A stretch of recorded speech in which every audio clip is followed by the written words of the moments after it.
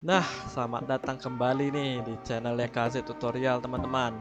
Dan kali ini saya akan membahas dan mewawancari sebuah perusahaan atau lembaga besar gitu ya teman-teman ya, yaitu Badan Pusat Statistik Kota Padang teman-teman. Nah, sebelum kita melanjutkan ke TKP ya untuk mewawancari seseorang ya, lebih tepatnya karyawan teman-teman. Jadi saya membahas apa itu badan pusatnya sama kerjanya dulu ya teman-teman ya. Nah, jadi Badan Pusat Statistik adalah lembaga pemerintah non-menteri yang bertanggung jawab langsung kepada presiden. Nah, pendirian lembaga ini berdasarkan UU atau undang-undang ya teman-teman ya, nomor 6 tahun 1960 tentang sensus dan UU nomor 7 tahun 1960 teman-teman tentang statistik.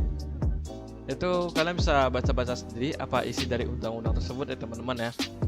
Ini hanya ingin mempersingkat waktu teman-teman, saya membahasnya sedikit saja teman-teman. Namun pada saat itu namanya pada tahun 1960 ya, sama yang tadi ya, yang UU tadi ya teman-teman ya, namanya itu masih Biro Pusat Statistik teman-teman. Nah, apa kerjanya Badan Pusat Statistik ini teman-teman? Nah, kerjanya itu membantu kegiatan statistik di kementerian, lembaga pemerintahan atau institusi lainnya teman-teman. Dalam membangun sistem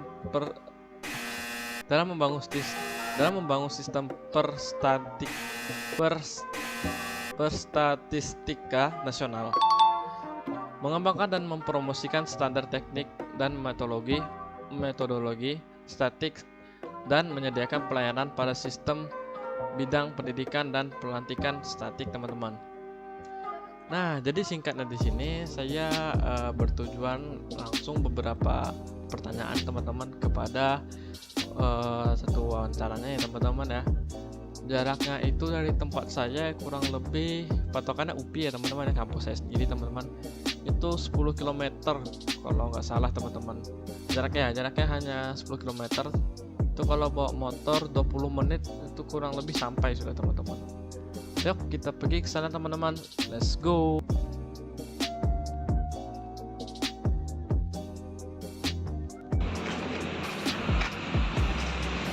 Nah, ini dia teman-teman, saya sudah sampai di TKP ya teman-teman. Kalian tahu nggak ini di mana nih? Nah, ini dia tempatnya, Badan Pusat Statistik Kota Padang teman-teman. Nah, tempat ini sendiri jaraknya itu kurang lebih 10 km daripada di kampus saya teman-teman ya. Datangnya saya jauh-jauh kemari ke sini adalah mewawancarai salah satu karyawan yang bekerja di sini teman-teman. Baiklah, tanpa kita memperlama perbincangan lagi, mari kita masuk ke dalam bangunan teman-teman. Yuk.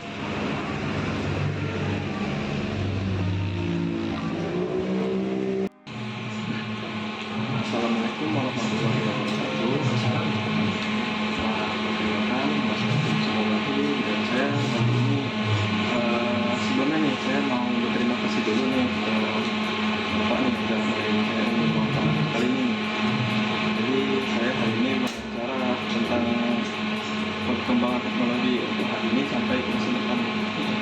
Jadi sebelumnya pertanyaan pertama masuk ke depan aja. Boleh.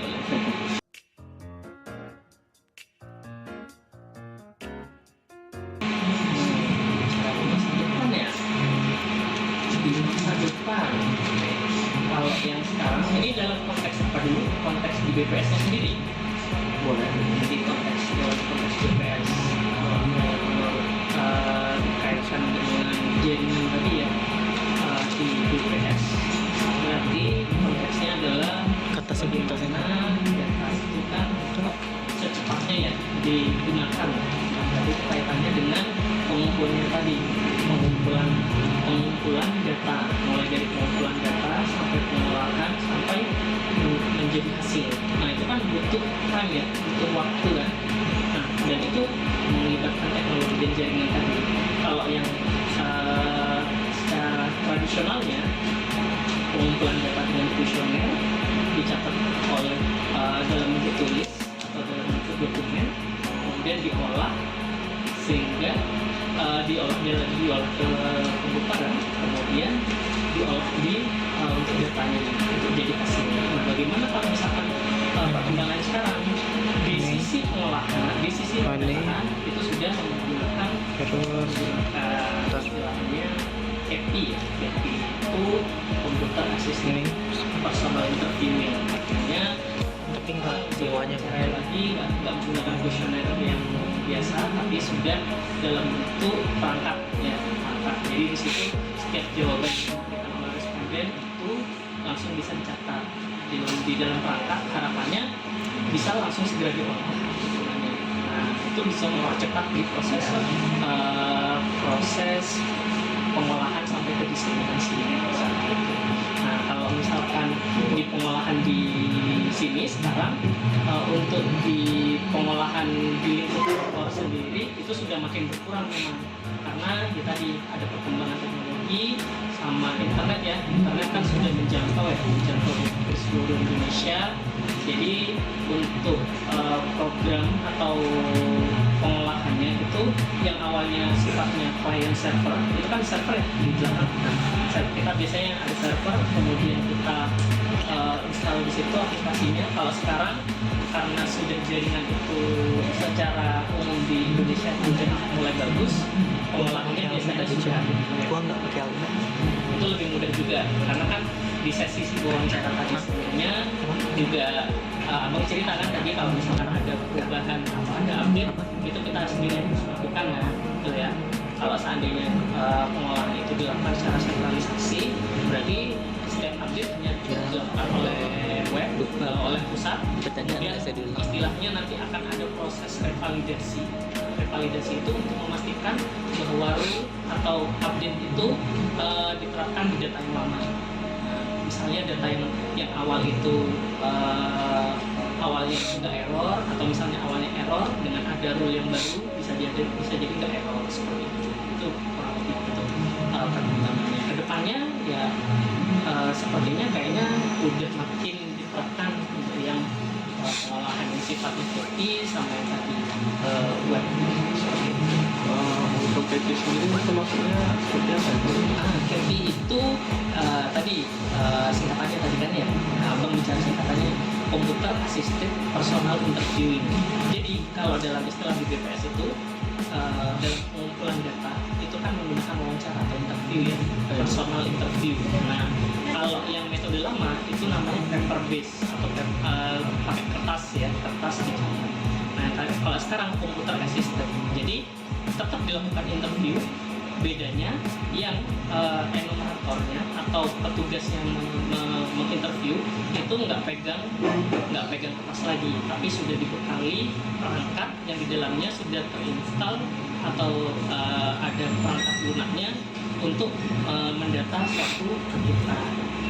Jadi setiap kegiatan biasanya ada istilah kuesionernya. Kuesionernya itu dipindahkan ke dalam perangkat. Nggak hanya kuesionernya aja, tetapi terkait di dalamnya itu rule validasinya, seperti mungkin ada isian yang mensyaratkan isian ini nggak harusnya diisi jika sesuai dengan pertanyaan responden tadi.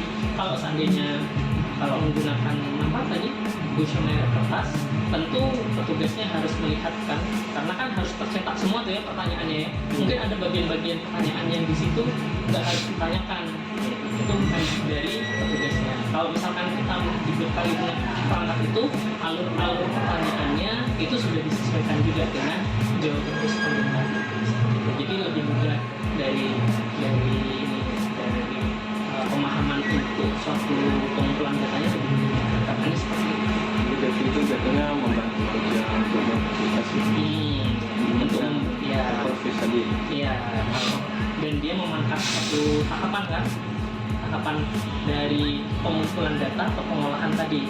Pengolahan yang dimaksud di sini kan kalau yang lama itu adalah mengubah isian, menerjemahkan isian dari kuesioner yang kertas tadi dimasukkan ke dalam aplikasi. Ya berarti kan nanti ke dalam basis data gitu kan ya, ke dalam aplikasi yang berbasis basis datanya, jadi disimpan dalam di komputer seperti itu. Untuk selanjutnya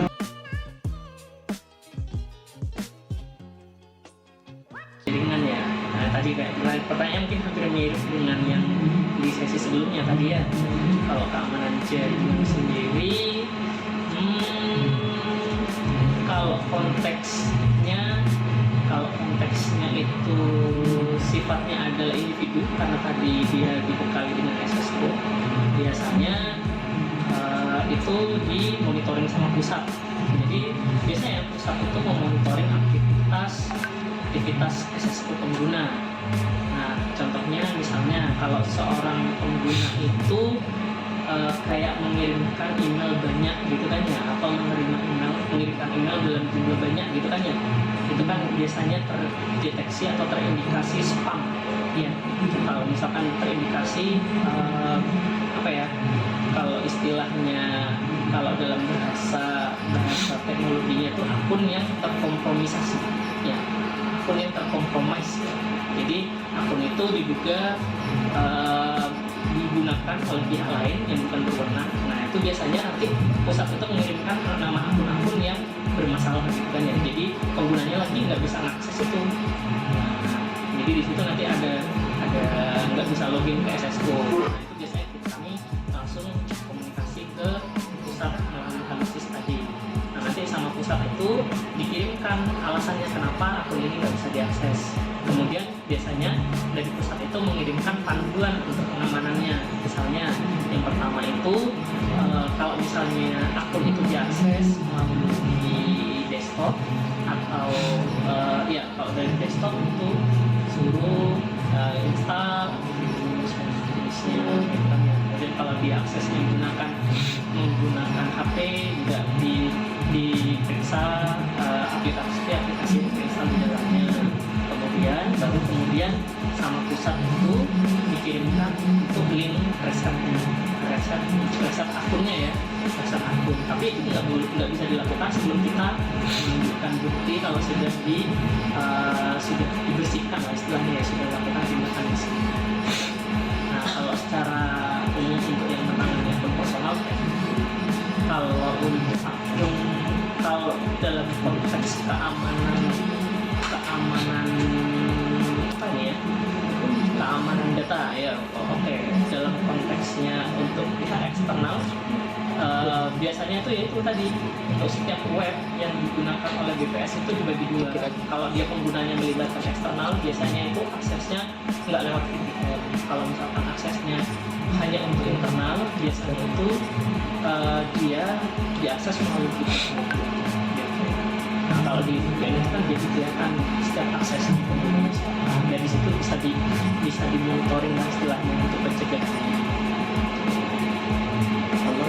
Kalau misalkan yang tadi itu ada dua jenis sebenarnya, individu sama personal. Iya, jadi untuk kalau misalkan ya jenis akun di BPS itu kan kalau secara umum ya itu ada akun satgas, akun kerja, ada akun personal. Kalau personal itu kaitannya dengan dia sebagai pegawai. Kalau akun satuan kerja itu biasanya setiap kegiatan-kegiatan yang baik itu misalkan ada informasi dari provinsi atau dari pusat. Untuk pengamanan tersendiri itu udah oh. Ini tuh ya.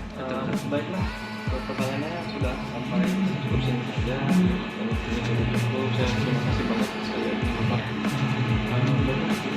Ya, sukses ya.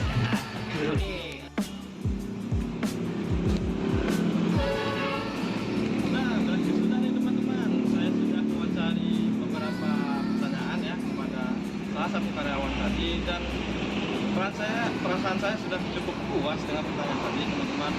Dan lagi pula next video saya akan coba membahas beberapa lagi teknologi dan tips-tips ya teman-teman. Mereka tanpa memperpanjang masalah lagi. Terima kasih telah menonton. Next video. Bye.